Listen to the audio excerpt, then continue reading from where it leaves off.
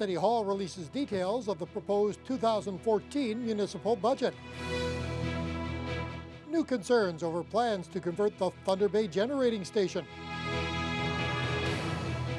And members of Parliament return to work in the House of Commons.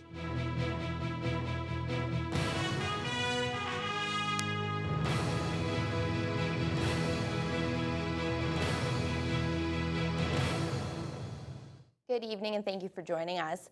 Thunder Bay taxpayers are being asked to provide an extra $5.5 million in new taxes this year. The proposed 2014 budget was released today, and total spending is 3.45% higher than last year.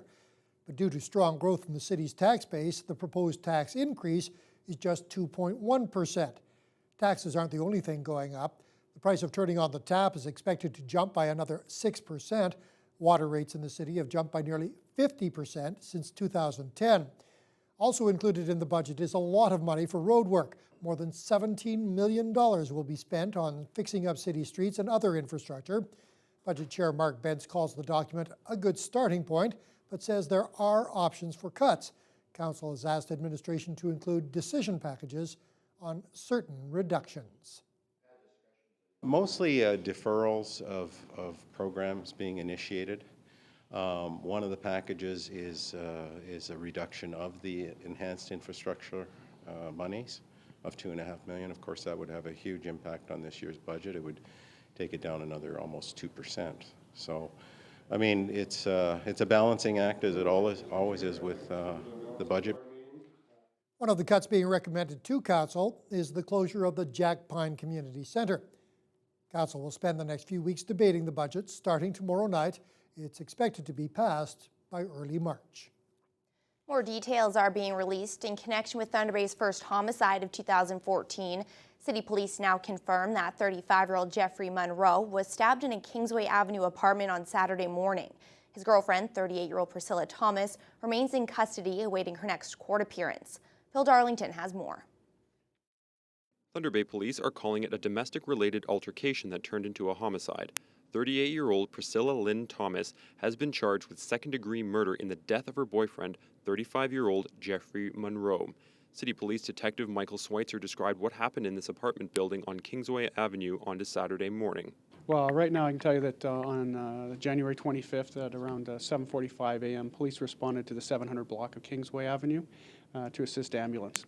35-year-old male Jeffrey Anthony Lloyd Monroe was located in severe medical distress at that time and transported to the Thunder Bay Regional Hospital, where he later succumbed to his injuries. Yeah, it was pretty clear to me that they were a couple.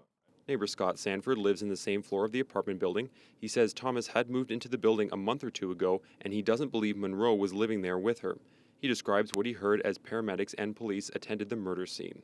I heard her crying or like being frantic in the sense that she was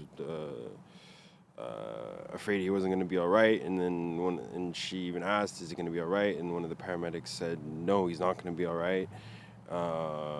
And I heard one of them say that he had a collapsed lung. They were asking if there was a weapon found, and I don't know who answered. It might have been one of the cops, said no, there wasn't.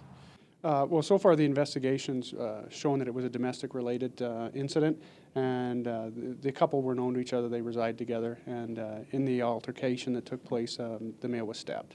Police add that alcohol was a factor in this incident. An autopsy on the victim has already been conducted. Thomas remains in custody awaiting her next court appearance on Thursday. Phil Darlington, TBT News. Meanwhile, Thunder Bay police are searching for up to 6 suspects following a series of smash and grabs over the weekend.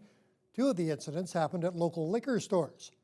Police say around 1 o'clock this morning, 4 people smashed the windows and stole alcohol from the LCBO at the Thunder Center. This follows a similar incident early Sunday morning in which 2 male suspects smashed the glass to the door at the LCBO on Arthur Street and stole liquor. There was also a smashed window at Ham's Vision Center in Centennial Square, but no one gained entry. Police aren't sure if all of the incidents are connected. At this point in time, we do have video surveillance that we're waiting to get a copy of so we can do a comparison. We do have descriptors, however, from both incidents as we were able to watch the video on scene. Tilbury says they're waiting for clearance from the LCBO before they can release that video to the media and the public. Well, the media is often credited with assisting police in tracking down people believed to have committed a crime. But in this case, it was social media that led police to a suspect in a recent hit and run. 2 people were injured, and this vehicle suffered significant damage in an incident on January 12th on Memorial Avenue at the Harbor Expressway. The car was rear-ended by a pickup truck that fled the scene. Police say thanks to postings from witnesses on social media sites, they've been able to arrest a 24-year-old city woman. She's been charged with impaired driving, causing bodily harm, and failing to stop at the scene of a collision. Thunder Bay's Energy Task Force continues to raise alarm bells about the biomass supply earmarked for the local generating station. Under the terms of the current agreement, Ontario Power Generation can purchase and burn 15,000 tons of advanced biomass annually once the plant moves away from coal next year. But the task force says the supply is woefully inadequate and may not even be enough to get through one cold month. Ryan Benazzo explains. It's been an unseasonably cold winter. January alone has been more than 3 full degrees colder on average than normal. Naturally, that's placed more demand on Thunder Bay's coal-fired generating station. It's nothing the plant can't handle, at least for now. But come next year, after it's been converted to advanced biomass and burning just 15,000 tons of product annually? It only took us 3 weeks this year to create enough energy that would have consumed that amount of fuel. That's a full year's worth of biomass under the current agreement, consumed in less than a month. Ian Angus and Thunder Bay's Energy Task Force feel that's unacceptable. They'd like to see 75,000 tons of biomass pellets on site at all times. And when the on-site supply dips below that number, OPG should be able to order more as needed. Let's say that we have a warm winter and we don't need it. They're not going to go bad. He says we only have to look to Saturday's gas pipeline explosion in Manitoba that's left thousands without heat to understand how dangerous an energy shortage can become. They're scrambling to keep their homes warm. We will be in that same situation because until we've got the east-west tie in place, we will not have enough power in the northwest to deal with issues like the severe weather. Ultimately, Angus still wants to see the Thunder Bay plant converted to natural gas. He says while advanced biomass is great in the short term, as a natural gas conversion will take at least 2 years, focusing solely on expensive biomass just doesn't make financial sense. We're sort of, I gather, looking at something in the range of $200 a megawatt hour, as opposed to, I think, 13 or 14 dollars a megawatt hour for natural gas, so that's a significant spread. Efforts to contact management at the Thunder Bay generating station were unsuccessful, though manager Chris Freilich did confirm to Thunder Bay Television 2 weeks ago that the plant had already generated nearly a third of the power that can be produced with its annual allotment of biomass. Ryan Benazzo, TBT News. Construction and installation of Thunder Bay's long-awaited cyclotron is expected to happen this summer. The money for the $10 million project has been in place since 2011, when the Harbour Conservatives agreed to provide $4 million towards it.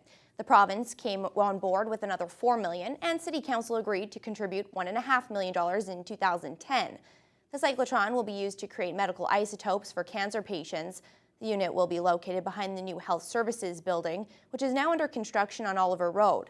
Officials with the Regional Research Institute had originally predicted the cyclotron and radio pharmacy would begin construction in the fall of 2011 and be ready to open in 2013. But as of now, it is yet to break ground. Fenor Minister Greg Rickford says he's not concerned about any lack of progress. With all due respect, on my way in here, I saw a shiny new building going up. I think that reflects the fact that this is an important, complex piece of technology and a process. At this point, I don't have any concerns about how that's going. Very excited for it, in fact. It's ongoing. We expect to take delivery in the early summer, and most of these instruments take a long time to install, relatively long. It's not just something, it's not a plug and play. So the estimated timeline for it to be online and ready to start working is early 2015. Several public meetings were held last summer and fall to gather feedback, and more public meetings are slated for this February. Some new responsibilities for Thunder Bay Superior North Member of Parliament Bruce Heyer. Green Party leader Elizabeth May has announced that Hire will assume the role of the party's deputy leader. May says Hire will be instrumental in promoting the party's policy initiatives in the House. Meanwhile, Hire says he's honored by the appointment and that it will enhance his ability to raise concerns of interest to his constituents. Hire officially joined the Green Party last month. The United Way of Thunder Bay received a big boost today from the Ontario Trillium Foundation. A grant for $92,000 will go towards making upgrades to the United Way's outdated operating system and website. The Trillium Foundation is an agency of the Government of Ontario, which makes grants towards various charities. Trillium representative Jason Hughes explains why they chose to invest in the United Way. We do have to, make sure that we invest in programs that are going to give us the best dollar and the best investment in the community. And the United Way, it does that. I mean, if they can use this money to enhance their programs. They do so much good work on behalf of so many community-based organizations. And for us to be able to support them through the Ontario Trillium Foundation is money that's going to repay itself a number of times over. The United Way hopes to get their website upgraded by the beginning of April. Their 2014 fundraising campaign will be launched in September. For the past 16 years, children from across the city have gathered in their schools to celebrate Family Literacy Day. Over 300 kids from Hyde Park School took part in a number of activities today, and as Courtney Rutherford tells us, it was an afternoon of family fun. Brother and sister Georgia and Talon Berthusen couldn't wait to walk into the gymnasium together to take part in the 16th annual Family Literacy Day. It was pretty cool to get to hang out with him today. Yeah, it was, because I love my sister so much. I really want to hang out with her lots of times. The brother-sister duo took part in a number of activities that were spread out amongst the gym. The event began in 1990 and is held each year to raise awareness of the importance of reading. Georgia says she's learned how to read in school and now she can read to her brother every night. If I didn't know how to read right now and he didn't either, then I wouldn't know how to read to him at night and he wouldn't be able to sleep, and then it would keep me up, and I don't like being up at night. According to Literacy Life Canada, taking 15 minutes of your day to read together can help families learn listening and language skills that help develop their imaginations and creativity. Parents were invited to come down to Hyde Park School to encourage reading with their kids. It's great for kids to see their families as part of their education and is an important part of our school community, and so we welcome families to be part of that. Over 300 kids took part in the afternoon event, and everyone we spoke with made it clear they understand the importance of grabbing a good book to read every day. Because that's how you know your ABCs. So you could get a good job and earn just lots of money. I like to write stories at my house, and I like to paint the pictures that go with the story. After the event wrapped up, the kids were encouraged to go to the library and pick up a new book to take home. Courtney Rutherford, TBT News. And kids in Thunder Bay were getting up close and personal with some exotic animals this weekend.